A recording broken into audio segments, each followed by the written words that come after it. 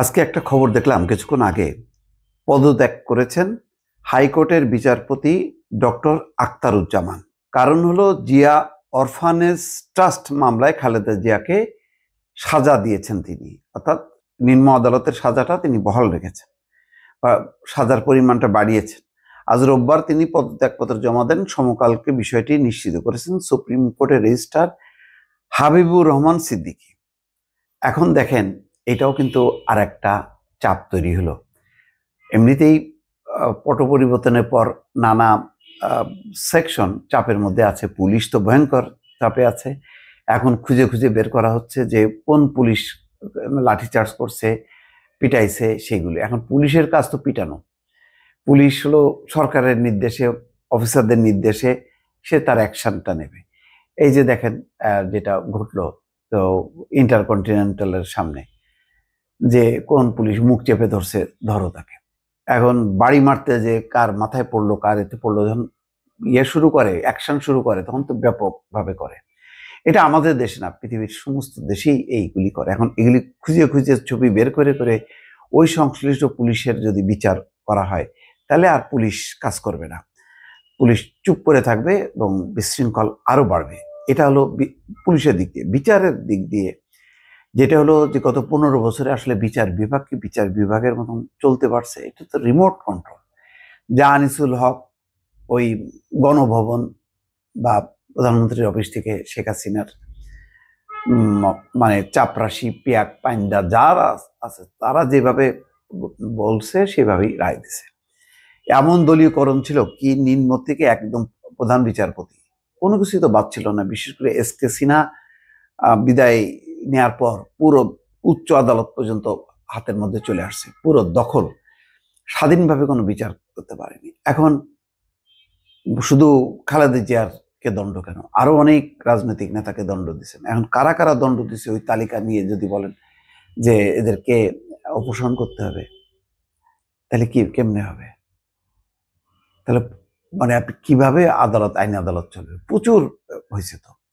শুধু কেন আপনার জামিন দেয়নি, আপনি বলেন যে এগুলি জামিন দেয়নি এই বিচারক বা ম্যাজিস্ট্রেট, এ হচ্ছে স্বৈরাচারের দোষর, দিলেন তালিকা।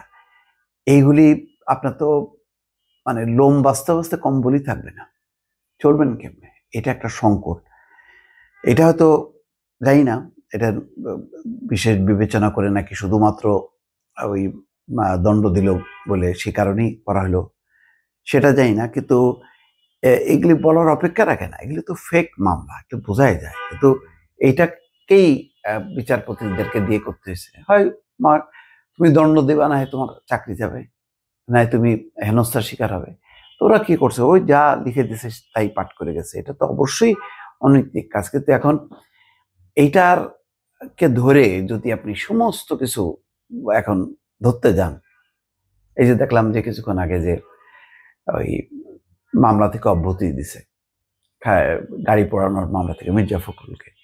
এখন গাড়ি পোড়ানোর মামলাটা কে দিল, কে ছিল ওইটার তদন্ত কর্মকর্তা, কি হলো, ওইটা ধরে যদি আপনি করতে যান, দেখবেন যে পুলিশও নাই, অনেক বিচারক বা ম্যাজিস্ট্রেট তারাও নাই। এইটা আর একটা সংকট। আচ্ছা, এখানে বলা হচ্ছে এর আগে অনিয়মের অভিযোগের ব্যাখ্যা দিতে ছুটিতে পাঠানো হাইকোর্টের বিচারপতি মোহাম্মদ আখতারুজ্জামানকে তলব করে সুপ্রিম জুডিশিয়াল কাউন্সিল। গত 1 জুলাই সশরীরে হাজির হয়ে তাকে ব্যাখ্যা দিতে বলা হয়। সেই ব্যাখ্যা দিয়েই প্রধান বিচারপতি সৈয়দ রেফাত আহমেদের কাছে আজ পদত্যাগপত্র জমা দেন তিনি। ইতিমধ্যে প্রধান বিচারপতি পদত্যাগপত্র পাঠিয়ে দিয়েছেন রাষ্ট্রপতির কাছে। এর আগে চলতি বছরের 23 মার্চ বিচারপতি মোহাম্মদ আখতারুজ্জামানের বিষয়ে পূর্ণাঙ্গ তদন্তের নির্দেশনা দিয়েছিলেন রাষ্ট্রপতি। এখন এইগুলি খুঁড়তে খুঁড়তে বাঁচতে বাঁচতে অনেক করা যাবে, মানে ফলে বিচার বিভাগের উপর একটা চাপ তৈরি হবে। এখনো বিচার বিভাগ কি মুক্ত, স্বাধীন? এখনো কি রিমোট কন্ট্রোলে চলছে না? নিম্ন আদালতে কিছু ঘটনা আপনি দিচ্ছেন, এই জামিন নাকচ করে, পরে হইচই হচ্ছে, পরে আবার সেই আদালতই তো আবার তাকে জামিন মঞ্জুর করছে। ওই যে রিক্সা চালক আজিজুর, তাকে কি হলো, ধানমন্ডি থানার ওসি দিয়ে দিল, তারে ঢুকাই দিল, আদালতে পাঠাই দিল, আদালতও তাকে পাঠাই দিল কারাগারে। পরের দিন যখন হইচই হলো, পরে আবার তারা মুক্ত করলেন। এইগুলি এখন এগুলি বোঝা যায় যে নিম্ন আদালত বা উচ্চ আদালত কোনোটাই কিন্তু হস্তক্ষেপ মুক্ত হয়েছে, স্বাধীন, এটা কিন্তু বলা যাবে না। আর আগে 15 বছরে তো যেহেতু এনার সবাই বুঝছে যে শেখ হাসিনা আমৃত্যু থাকবে, আমাদের অনেক সুশীল সমাজের অনেকে মনে করতো যে শেখ হাসিনা মানে মারা যাওয়া আগ পর্যন্ত উনি ক্ষমতা ছাড়বে না। এখন তিনি যেভাবে পালাইছেন, এটা আসলে সত্যি তাই। এটা মৃত্যু আর এই ধরনের পালানোটা সমানই, সত্যি তাই। মানে এমন তো না যে স্বাভাবিকভাবে ক্ষমতা ছেড়ে তারপর তিনি যাইতে পারছে, পদত্যাগপত্র লেখারও সময় পায়নি, এমন দৌড় দিছে। তো এখন সেই কারণে সবাই মনে করতো যে মানে একেবারে মানে শেখ হাসিনার যেহেতু থাকবেই, সুতরাং যা বলবে সেইভাবেই সব আদেশ নির্দেশ, মামলা মোকদ্দমা সবগুলি করছে পুলিশ, আদালত মিলায়।